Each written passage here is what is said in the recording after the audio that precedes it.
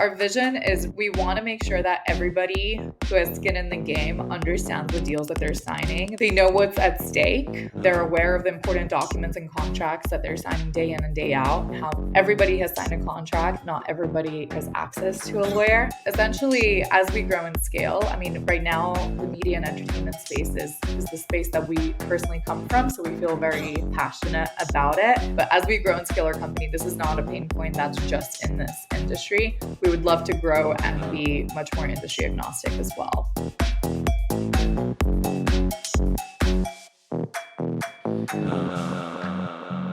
Hey guys, welcome back. I am very excited to be with you guys today. We have a great interview for you. I know we've been going back and forth a little bit, and we'll continue to do so between interview episodes, solo episodes. I don't know. I love both of them. What can I say? I love sort of sitting here and just candidly sharing my own thoughts and stream of consciousness for you guys, getting a little bit more personal. But I also freaking love talking with people like our guest today and learning about her experience building this incredible tech company in the creator economy with a couple co-founders. She has such an interesting background. You guys are going to love this episode. I do an episode like this and I'm how could I ever stop doing interviews? They're so fun. I just get to meet really interesting people and bring them to you guys. And I hope you enjoy it as much as I do. So our guest today is Elizabete Ludborza. She is an incredible co-founder and COO of a company called Kaveat. Kaveat with a K. Such a good name, by the way. Don't know if you're familiar with them yet, but you will be. They're going to be really making waves in the creator economy. They already are. And I've personally taken a demo of the product. And as soon as I did, I was I just want to tell more people about it because I don't know that enough people know that it exists and what it does. It absolutely will increase your bottom line, you guys. So what it is, it's an AI-driven tool that will review your contracts and will pluck out clauses and components of the agreement that you should be taking a closer look at. So it's not legal advice, but you'll hear in the episode how some of the co-founders have a legal background, some of them have a tech background and backgrounds in the creator economy. It's the perfect storm of people who would be the appropriate people to build this product. They're targeting a lot of management companies, which makes so much sense. Endeavor, for example, is a client of theirs. Anyways, you sort of have to just see the product in action too to really fully appreciate how freaking cool it is. So what we discuss on the show at the very, very end is a free trial for all WIM members. So stick around for that offer. We also just talk about Elizabete's journey as an entrepreneur. She was so vulnerable and honest and forthcoming about what it's like to really struggle to raise money, what that process looks like, what it looks like to not be profitable yet and still be building, but believe so strongly in what you're doing, but also be depleting your savings at the same time. I loved her vulnerability. I think it was so refreshing, and I am just very excited for you guys to listen to her story. So without further ado, this is all about Elizabete Ludborza with Kaveat. This show is sponsored by Women in Influencer Marketing, better known as WIM, the best online community for the creator economy. You will meet fellow influencer marketers, you'll meet brands, you'll meet talent agencies to talk shop, get hired, and even find a mentor. When you become a member, do not forget to check out all of our incredible resources. For example, we have dozens of masterclasses from the top voices at TikTok, at YouTube, award-winning agencies, and women who are paving the way for us all. So if you want the chance to network with a who's who in influencer marketing, check out what it takes to become a member. Make more money and have fun doing it. Visit iamwim.com/join. That's iamwim.com/join today. And I so look forward to seeing you more around the community. So I am Just really excited to have you on today, and I appreciate you taking the time. So, I think that our listeners and those people who are tuning in on YouTube and watching it on Spotify, I think that they would love to just learn more about you. So, maybe a good place to start is tell us about like where you're from, your upbringing, and a little bit about like your educational background. I want to learn like your origin story. So, tell us a little bit about yourself. My origin story. I love it. Well, first of all, thank you so much for having me on, Jesse. To everybody tuning in, hi, my name is Elizabete Ludborza. I am Latvian Lithuanian, representing the Baltic states in Europe. But I grew up in Luxembourg for most of my life, so quite a European background. I've lived all over the world. I've lived in Latvia. I have not lived in Lithuania. I've lived in Luxembourg, the UK, Australia, and I believe where else have I lived? And the US, of course. And I have a very legal background. I attended law schools around the world as well. I've started off my career in the legal space. So I've worked at the Court of Justice of the European Union in the courts here in Luxembourg. I have also been a legal officer at the Luxembourg headquarters of eBay, where I worked with all the different payment entities of eBay across the world. And simultaneously, I've always had a hobby for the creator economy and specifically creating content digitally. And I know that we'll dive a little bit more deeply into that, but yeah, very European and very legal background. So European and legal. I love it. But like I also think that that's like a pretty unique like mashup of things, like the legal side and the creator economy. So like I want to dig into that a little bit more. Like where did the desire for getting into the legal side of things come from? And like talk to me about your journey in like content creation and the creator economy side of things. Sure. I definitely kind of skipped over that part, but it's a good question. Growing up when I was in high school, I've always had this creative side. I kind of honed my artsy skills during art class. I really enjoyed, even when I was a kid, just filling out coloring books. Honestly, I still love them for like self-care purposes, like the adult versions of that. So relaxing and soothing. I love them, like the mandalas and everything. And when I started to think about, okay, what am I going to do after high school? Like, what path am I going to take? It was always kind of a given that I would continue with further education, go to university somewhere, most likely in Europe. And my parents come from a pretty traditional background. They have both, pretty scientific, mathematical backgrounds. That gene completely skipped my That's interesting. myself. I've never been strong with numbers.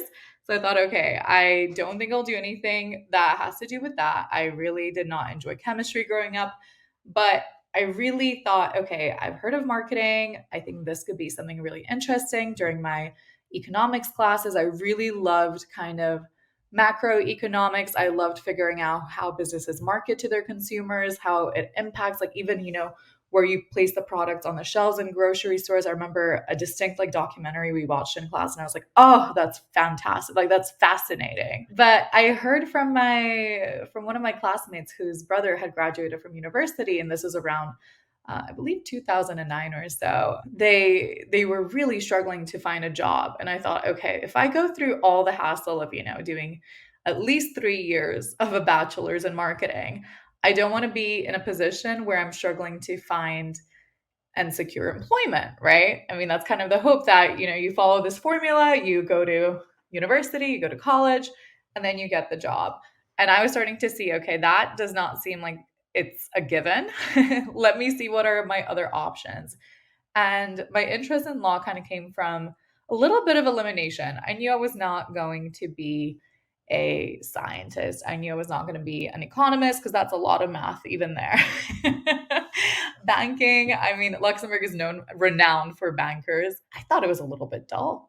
So, quite frankly, I just kind of eliminated, okay, what are other careers that would interest me? What are my skill sets that I've really enjoyed even learning about in school? We didn't have any legal classes or anything like this, but I really enjoyed my history classes and philosophy classes, and I performed quite well in those. And I thought, okay, I think, leaning into the social sciences, I think that a law degree will only open doors for me and will really give me really great skill sets for whatever career path or at least not whatever career path, but for a lot of different careers.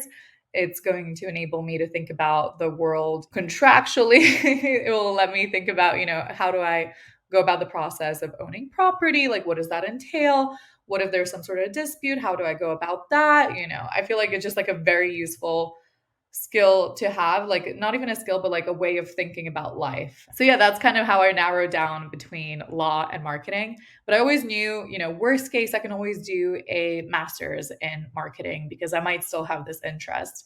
And to answer your second question about how I kind of, where did this combination come from of law and the creator economy and being a quote unquote influencer, a micro influencer, I should add. I've honestly just grown up with the internet. I loved YouTube like since it came out. I remember the OG YouTubers. I really loved following along their journey and their growth, and being a digital creator. I just saw like I never knew that could become a career. I genuinely just thought, okay, like it's a little bit embarrassing. I don't want to tell people I'm watching these strangers on the internet, like living their lives, vlogging.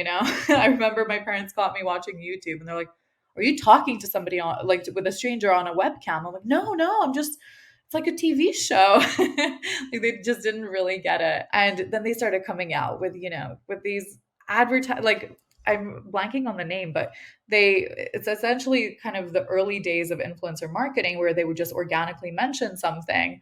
There was no FTC, disclosure rules or anything like that.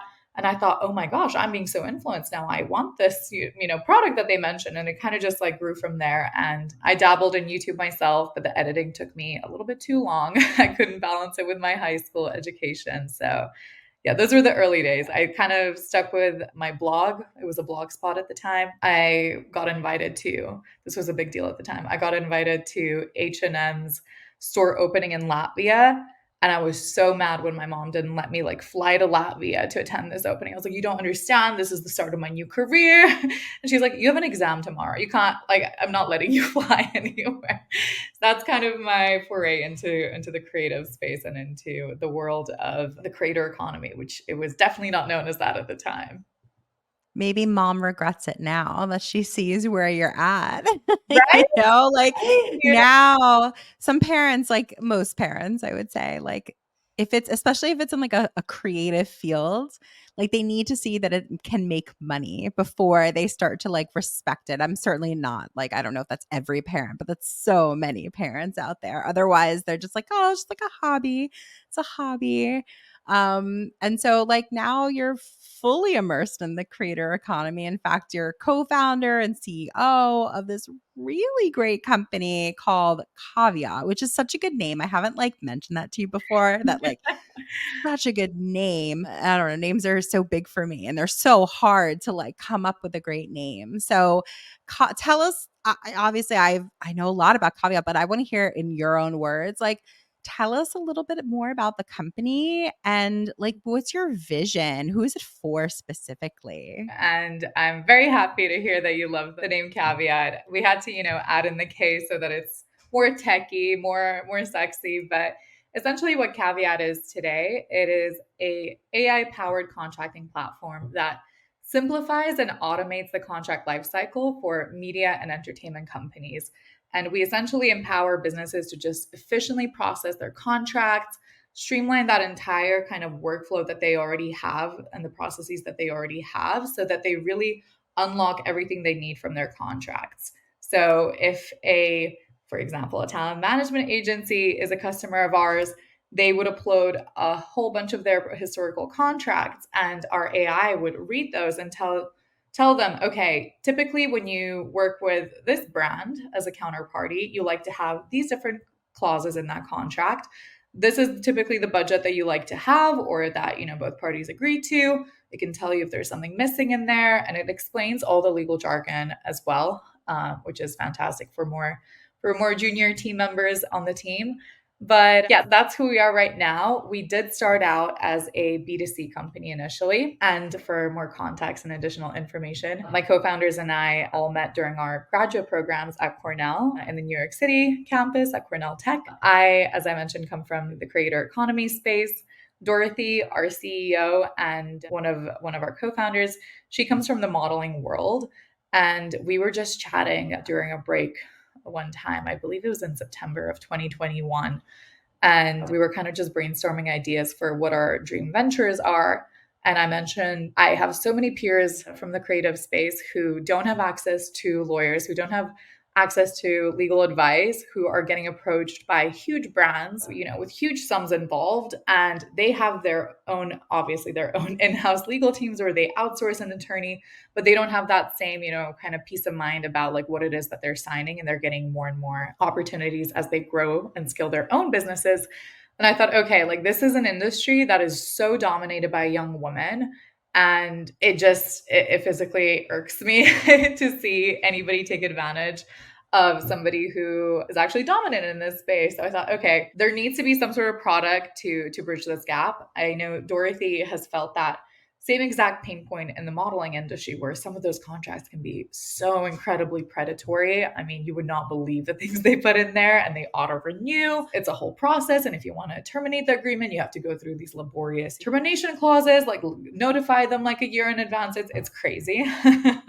And of course, that makes it really difficult also for the talent to just keep track of everything, because it's, how many contractual clauses does the average person remember that they've signed, or like what exactly is the notice period? It's crazy. So she was coming at it from that pain point. And Christine, our third co-founder and our CTO, she's a full stack software engineer. She's fantastic and has worked at Capital One, where she's built out systems which just reduce the opacity where there's a lot of data. And she was super excited about this space as well. She's a huge consumer of the creator economy. We watch a lot of the same people as well. So that's kind of the founding story as well. And our vision is really, we want to make sure that everybody who has skin in the game understands the deals that they're signing. They know what's at stake. They're aware of the important documents and contracts that they're signing day in and day out. I mean, how everybody has signed a contract. Not everybody is a lawyer, has access to a lawyer. Essentially, as we grow and scale, I mean, right now, the media and entertainment space is the space that we personally come from. So we feel very passionate about it. But as we grow and scale our company, this is not a pain point that's just in this industry. We would love to grow and be much more industry agnostic as well. Well, it's interesting that you say that, because there's unfortunately a lot of industries with predatory type contracts. Like, it's such a thing on some like podcasts that I'm listening to lately are, up in arms about like the like Bethany Frankel, the reality reckoning that's being like talked about a lot, certainly in 2023. And I can imagine it's going to continue into 2024, because I have also seen contracts in terms of like similar to that, or like, I don't want to throw anyone on the bus, but like some streaming services have some pretty one-sided agreements. And I love what you said though too, because it's what you said that I heard, and your vision is like, it's just so people understand what they're getting into, because you can say that like it's worth it to me and there's enough upside, or it feels pretty equally weighted and I fully understand what I'm getting myself into and I am good to go. But I think the problem lies when people either just like go into it blindly and don't even read it, which is crazy amount of people don't read their contracts, Huge especially in the amount. creator economy. Oh my God. But then, okay, maybe they do, they're not that group, but they're the other group that makes an effort to read it, but they like, it's like legal jargon, or they're just intimidated by the language, or they just simply just like don't understand it. I don't know, whatever the reason is, but they don't fully understand what they're getting into. And that's a problem.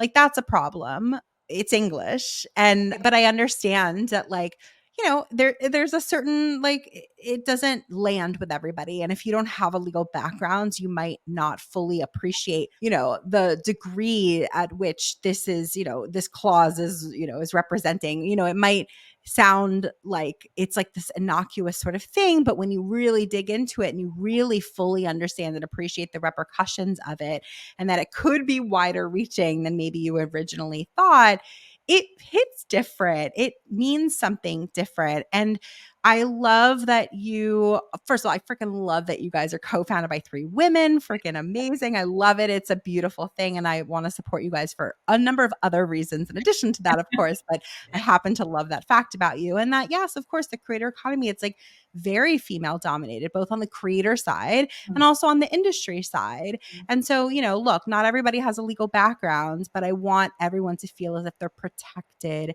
And there's this like general consensus and comfort that like I understand what I opted into.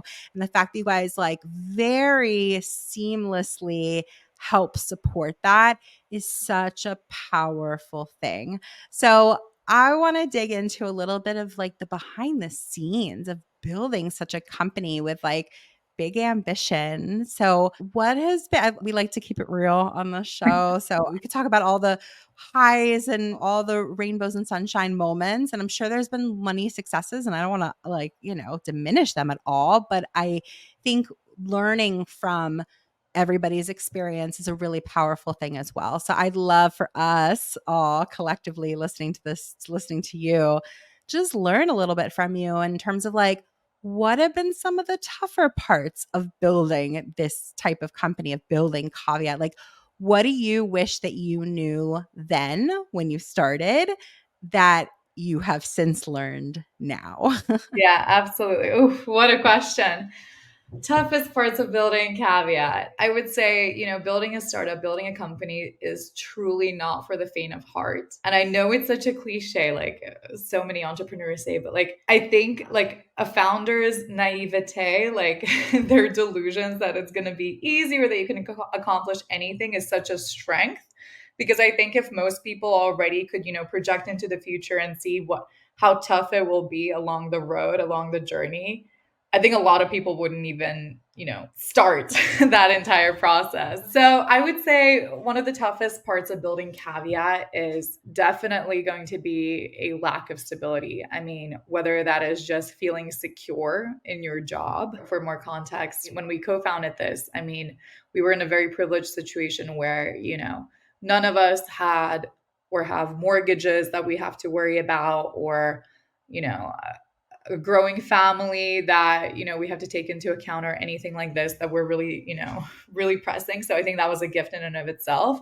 But you still worry about, am I going to be able to pay the bills? How long am I able to do this thing that I'm so passionate about and still be able to pay the bills, still be able to go out every once in a while, which is not going to be nearly as much as it would be if you're working in a traditional, 9 to 5, a traditional corporate job. I think that's been one of the toughest parts of building Caveat.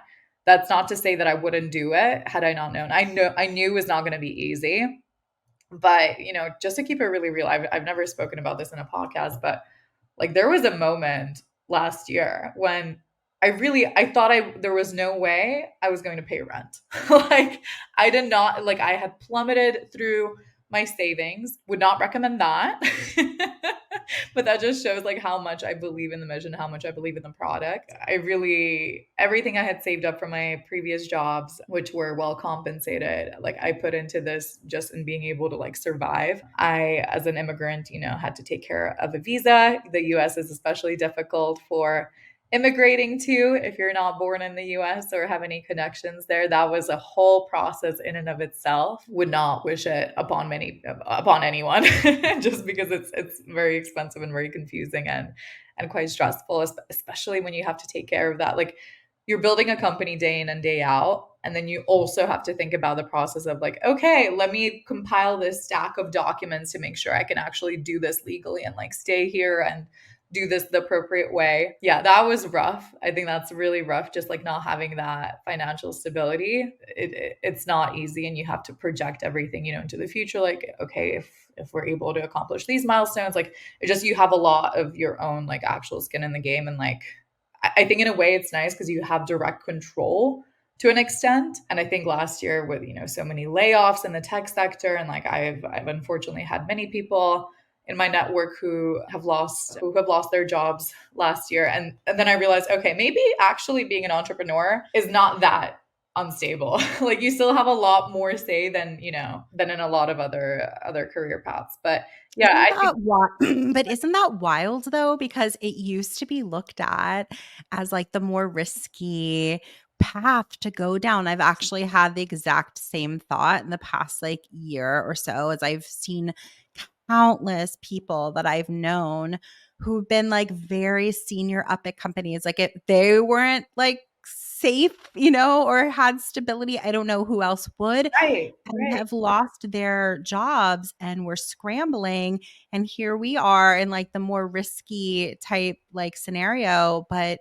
we have our job because like it's interesting how things have shifted, right? Absolutely, absolutely. And I think I still have this like inherent like no, I don't know if inherent bias is the right phrase to use here, but I do think like overall it is definitely much more risky and it's definitely not for everyone. I have so many people in my life who are like, Elizabeth, I love what you're doing. I think it's awesome. So inspiring, la la la, like not to toot my own horn by any means, but they're like, but I could never do what you're doing. Like this is just not for me. And I'm like, that's fine. I think I'm a little bit, woo, like head in the clouds. Like I'm just like, wow, we're building something incredible here. It's gonna be the next unicorn. Like we always joke with the Dorothy and Christine, my co-founders, like you kind of have to be a little bit up there in the clouds to do this, to commit to this, to say goodbye to a nice, cushy 6-figure salary, especially when you compare yourself to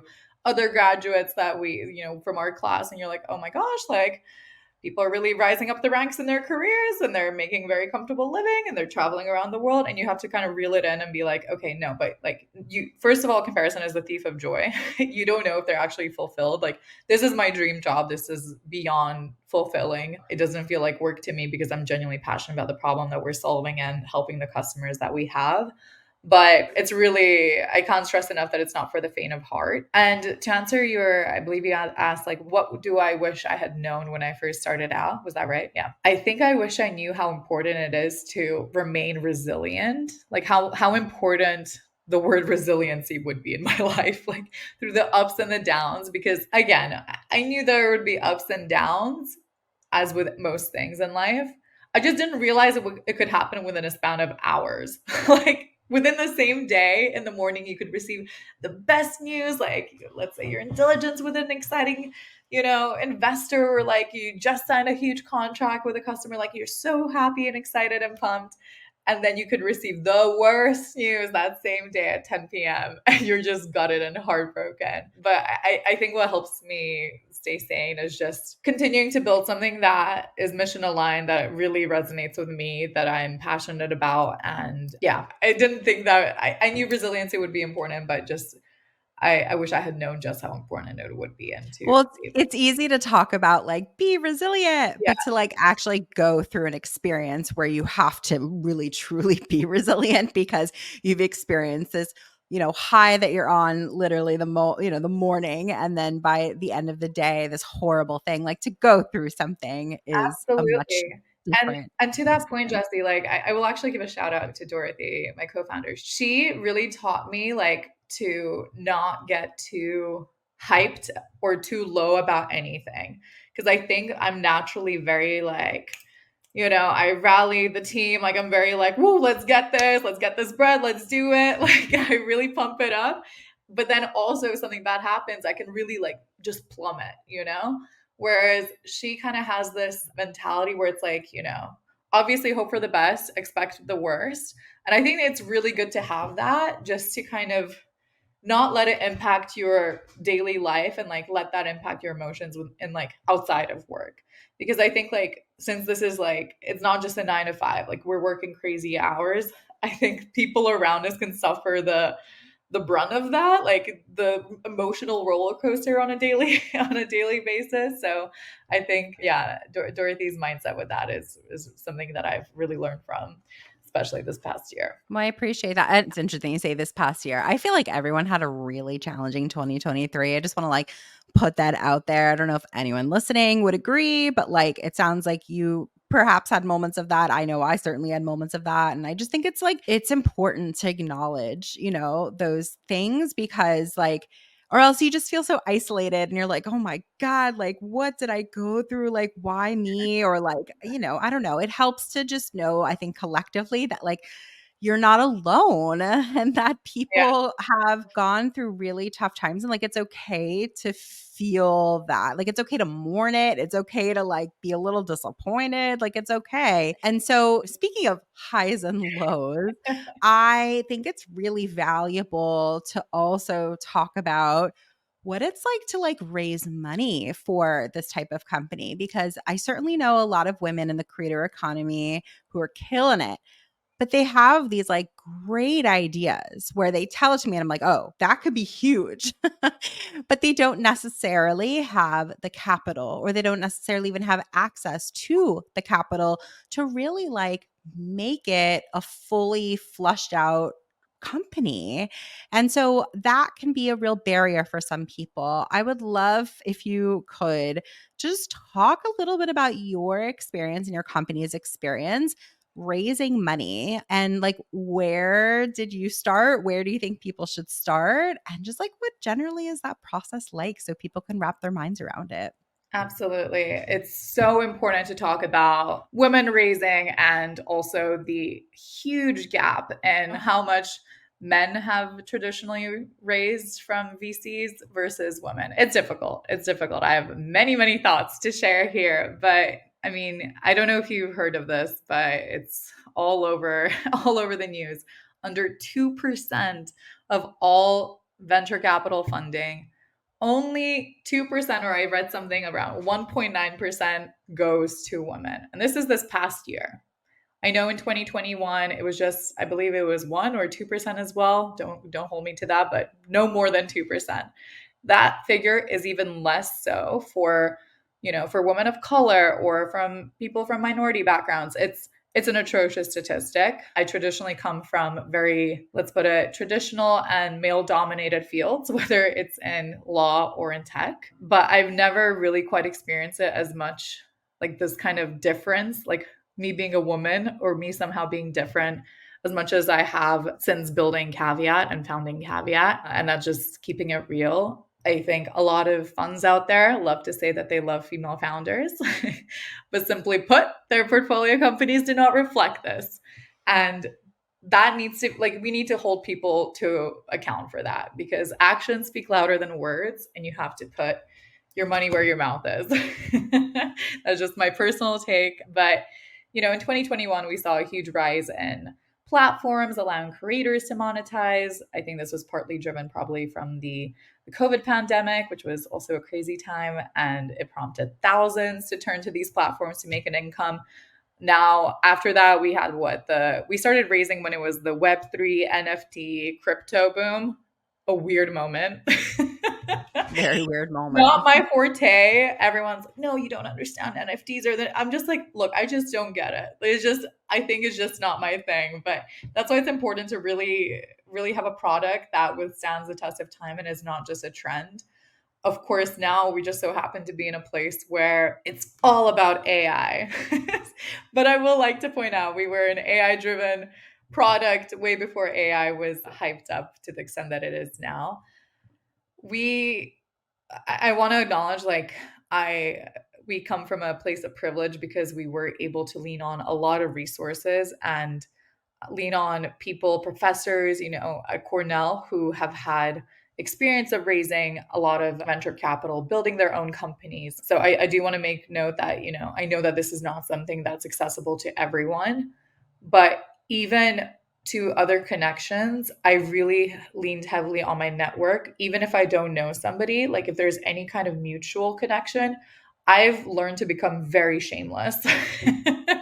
I reach out to people on LinkedIn all the time. Sometimes people respond, sometimes people don't, but you would be surprised how many people are so keen to just help other entrepreneurs because it's a lonely road out there. And I know if somebody like with I remember being at this networking event earlier this year, I believe September, October, I don't remember, but or rather last year now. I keep forgetting it's 2024.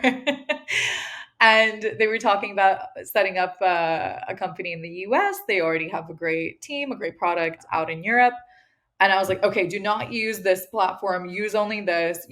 People are gonna try and scam you and like make you pay for this and this service. You can do it yourself. You don't need a lawyer. You don't, like because like people are just really. I'm really willing to help others because like you don't lose anything from it, and you really see that it's a community that gives back to you eventually.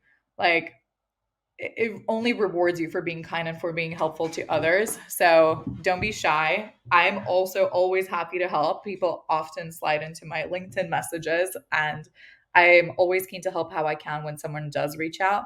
Because yeah, as I said, it's a lonely road, and I'm always happy to share any lessons or make any intros, make any connections where I can, where it makes sense. I do know that there's organizations out there that do help, especially for if you're building a company in the D2C space, if you have a physical product rather than a tech product. There's Female Founder World, I believe it's called, run by Jasmine Garnsworthy. I think that's her full name. I attended one of her events last year. It was fantastic. Met a lot of other female founders. I know there's the Female Founder Collective, I believe. I don't necessarily think you need to become a member of a lot of these. A lot of groups are just, a money grab. Like I think from word of mouth, you'll know who's the right person to lean on or not. But lean on the networks that you do have, whether it's your college, whether it's somebody from your school who ended up building out something really exciting, really interesting. I know at work there was somebody who, like, our paths had never crossed. We weren't there at the same time, but she went on to found Invisibobble, the hair tie company. The one that's like a plastic one. Yeah, I see you nodding. Yes, I, yes. yeah, I reached out. I was like, this is awesome. Like, I mean, it has nothing to do with Kaveat, but I think she really showed me that she's able to create a huge brand, a huge global brand at such a young age. And if there's anybody who inspires you, like don't be afraid or ashamed to reach out. I think it's always helpful. One piece of advice I will give, make it like in your introduction, obviously give a little bit of an introduction of yourself. Like what is it that you're looking for help with? Some people, only have like a minute to read your message or your email. So make it sharp and quick. But I think more than anything, it's just show if there's any way you're able to help them with something, like include that because like at the end that's not to be like transactional by any means, but just so it also doesn't sound demanding that you're just demanding somebody's time or like can I pick your brains for 15 minutes. Like these people are busy. Like everyone's very busy, but they're willing to help. So like you have to somehow phrase it in such a way that like maybe you read an article that would be really useful to them, or you have an insight that would be useful to their business or their event or anything like that. Like people, like that's I think the best advice I can give there. As for raising money, I mean, look, I reach out. There's a whole bunch of VC funds dedicated just to female founders as well. I personally believe, like, I mean, those are fantastic. More than anything, the investors you choose to work with, it's a long-term relationship. Make sure it's a good fit. During the first call, you'll be able to gauge whether it's just a waste of time or not, and whether there's any ulterior motives or not. And if ever there's any bad actors, it just shows you who you don't want to work with. And be I would encourage anyone to speak up because you don't want those types of people to be in the industry either and exploit potentially other people, or at the very least waste time. So yeah, I know that was a little bit all over the place, but I hope I touched on all of the questions you No, it's so good because I feel like a lot of people listening probably are like would die to have a community that they can like lean on and give back to, of course, too. That's like what community is, but just don't even know that they're like, I had no idea of those like female founder communities. I had zero idea. So I'm going to go check those Oh, out they're now. And then awesome. And I think yeah, your community is like fantastic as well. Like I keep thank hearing you. how amazing this Slack community of yours is. It's popped off in recent months for sure. And then to give credit to other communities, I just joined myself. It's called the Entrepreneurs Organization, or EO for sure, and they have chapters all over the world. And it's interesting though, because you're saying like not all communities are built the same and they're not all equal. And when I think of even my own experience about like how I found EO, is because some a specific person who I really, really respect was part of it. And she had been part of it for years. And I was always sort of aware of it. And simply because of her association with it and how she just became more and more and more active in it, I was like, there's something here. Because, like, if she likes it, then I feel like I'm going to get some huge value from it. And I just joined, but like already it's just, it's like a sense of relief that I'm like I found my people, people who like understand what I'm going through, the people who you could pick their brains. And like, it's interesting. I almost feel like the communities that are the most beneficial, it's very rarely this transactional feeling. Like, it's the opposite of that. Like, what I was told when I went to my first EO meeting is that like they don't really like to think of themselves as a networking group. Like, they just have events where like you bring your family or like like you bring a friend to, and like it's so much more personal than Right. that, because also it's also a unique experience to being an entrepreneur as well. Is like it can feel very isolating. You're very fortunate that you have two, it sounds like, great co-founders, because not all co-founders are created equal either. So at least that I can assume that that's been great to be able to lean on each other's experiences, help each other out, etc. But so many people are solopreneurs, and just being able to find those communities where people get it, people want to help you, because exactly what you said, I've experienced the same thing. Like, if you really truly like are just there to help somebody, it always comes back to you. And sometimes, to be honest, like, and I've experienced this, is like sometimes it's just seeing that other person like unlock something in their business. Like, that is so fulfilling to be able to just Yeah. really help somebody. It doesn't always have to be like, then they're going to connect me with somebody. Yeah. Like, Yeah. but either of those experiences are totally valid and really rewarding. So, community, it's like all about community. In addition to community, I want to celebrate your wins. So, we talked about some of the tougher parts of building Kaveat. I appreciate your transparency. I know everybody listening does too, but like, what have been some of the biggest wins that you guys have experienced? You're talking about those high highs. Like, let's talk about those. What are some moments that stood out this past year? Oh, I appreciate that. I think I can be a little bit rough on myself and kind of forget also about the high highs and just sometimes be focusing on, okay, how do I resolve, a problem at hand? But it is good to reflect. I think number one biggest win for 2023 is really just signing and working with some incredible customers in this entertainment, creator economy, media world. So I didn't really like dive too deep into it, but when we kind of chose to focus on the B2B side of things is when the management companies of creators of talent, of models started reaching out to us saying, listen, we have a whole talent roster. We're managing all of their contracts. It makes more sense for us to use you. And we're like, you know what? As long as we keep the mission there and the talent has access, why not? So we're really excited that our very first believer from the B2B side of things was an Endeavor Group company who we still work with to this day. They're fantastic. We also work with other leading talent management agencies.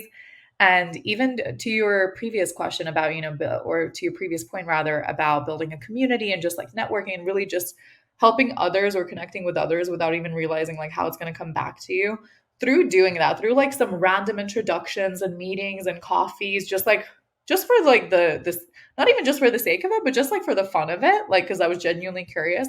I got connected to somebody who ended up being our customer actually, and it is an intellectual property rights management company who, and because it's public, I'm able to say, who represents Shakira. Like, I mean, that's fantastic. And they're like, I'm so beyond grateful to have been connected to them, even outside of just a customer relationship. They've been really fantastic and really supportive of Kaveat, of the mission, of us as the founders, and really like wanting to help. And that obviously there was some work going on behind the scenes, like if we could even call it that. But it just genuinely came from a place of like wanting to connect with people in the industry and not knowing where it's going to lead to. But it came back like, so I don't know if 10x fold, but it came back in a very beautiful way, right? Some of our biggest other wins were, being able to raise from investors who believe in us, believe in our product, the pain point that we're solving, and our mission. huge shout out to them, especially at the earliest stages, who, do put their money where their mouth is. And on a connected note, being chosen as a Fit for Start finalist in Luxembourg. So this is a program run by the Luxembourgish government. It's a public grant equating to 150,000 euros, equity-free support, mentor, like access to mentorship from excellent business people and other founders. And I guess more of a vanity metric. Like, I think we're very proud of being featured in a variety of press articles, whether that's in Business Insider, being named one of the top, I believe, I don't even remember the exact title. I should have looked it up, but one of the top creator economy startups that past year. RTL, Silicon Luxembourg, just to name a few. We're really excited that the word is kind of spreading out there and hopefully reaches the right people as well. And isn't that wild? Because what you said earlier really I relate to. You're like, gosh, like sometimes I'm so focused on putting out the fires or like solving the big problems that I don't necessarily always like lean into the like really exciting moments. It's not an isolated thing. And I really wanted to ask you this question because I think it's so important. It's so important to like not lose fully the like the romantic idea of like what we're doing here in the freaking first place. You know what I mean? Like, and to celebrate those wins, whether they're that huge, like some of the ones you mentioned, or even small ones, but like, I mean, certain companies, like, oh my gosh, one of the biggest struggles of any small company is probably some of your first few hires, like getting your first person to like believe in you enough to like leave their full-time employment to go and work for you, a startup, like that deserves such like recognition. And whether it's that big or just like a one customer that you secure that you've been working to secure for the longest time, whatever it is, big or small, I just think it's really, really important to celebrate those, to like and lean into it and not be like shameful or like, am I being too boastful? Am I being too this or too that? It's like, no, like this is worth celebrating. So I'm glad that you celebrate those things. Similarly, you guys were talking about how like Business Insider, for example, was recognizing you as a creator economy company to watch, like something really exciting is going on. And I do think that they do such a good job of like covering the creator economy. But I think that there's such a unique thing about building a company in the creator economy that's like different from other industries. So for anyone who's tuning into this, who has a great idea or is just getting started, can you give them one piece of advice to someone who's building the creator economy? What would you tell them as they're starting out? Great question. If I could give one piece of advice, and this is honestly irrelevant of whether it's a creator economy startup or not, I hope that's okay, is listen to really what your customers need. Constantly have a feedback loop to know whether you're actually building a product, a service, whatever it is you're building that actually addresses their needs, not their wants. They might say they want one thing, but actually need another. I think this is the biggest lesson that I've learned. I think it's not something I don't regret, not doing this sooner, but I do wish that if I could go back again, I would probably try to lean into this a little bit more. I think sometimes I would hear what I wanted to hear or what made sense with their thesis, or like, oh, this is perfect. We're building exactly for what they want, for what we might have been building for what they wanted, but not actually what they needed. And I think that's something that I wish we could have distinguished just a little, like from the very beginning. Like that would have been ideal, but obviously, hindsight is perfect 2020 vision. But yeah, I would say that listen to what your customers need and constantly have that interaction with them. And that can take a big ego check too, or just like, I mean, there's just a lot of time invested in like staying the course and like building the thing for like this purpose. But then you go to market, and if you ask for feedback, you might be surprised at what you get back. It might be different from what you had originally envisioned. But if you want this to be successful and you want it to be scalable, then You gotta listen to that feedback. You You gotta got listen There's no to going it. around it. Yeah, and it might be incredibly helpful, but I can also see how people might really struggle to take that in because it might perhaps be a different vision than what they had originally spent hours, days, weeks, Absolutely. months, years even building. And it's difficult to pivot, but that's probably another thing that is worth like building a muscle is like how like that's one of the beauties of a small company, but it can be challenging to do, which is like just pivoting in your business, like changing direction based on feedback or critical information of some sort, but it can really open up something huge for your Absolutely. business. Absolutely. And to your point, Jesse, like there's a lot of money, a lot of wasted time, resources, and it can be so painful. Like I understand, I really do to like be like, no, it has to work. Like I've sacrificed too much or I can't afford to, or like whatever it may be. But it's better to correct the course of action when you can rather than when you cannot, right? So I wish I think I read this quote somewhere and it really stuck with me. Like the number one reason why something might fail if you're building it out is like you are not honest enough from the very beginning. And I think this like just fits really right into that. It's very humbling. It's very humbling to know, oh, like my original thesis might not have been like exactly right, or oh, I should have like focused more on that, but that's my number one piece of advice. Like constantly talk to your customers, constantly understand exactly what it is they need rather than what they say they want. Watch Mm, whether that just to that point, even what we started doing at Caveat is we have implemented calls with our customers where we really see how they even just use the product to make sure that we're not thinking that they're using it and assuming that they're using it one way, the way that we designed for them to use the product. And then we see, oh, actually, something's not clear. Or actually, like this doesn't actually solve what they had in mind. And then, yeah, like being creative about how you get that piece of information can be really, really helpful. And I know that there are solutions out there where customers can like send you screen recordings and all of that fun stuff. But yeah, focus on what they need, not what they want. no, it's such good advice.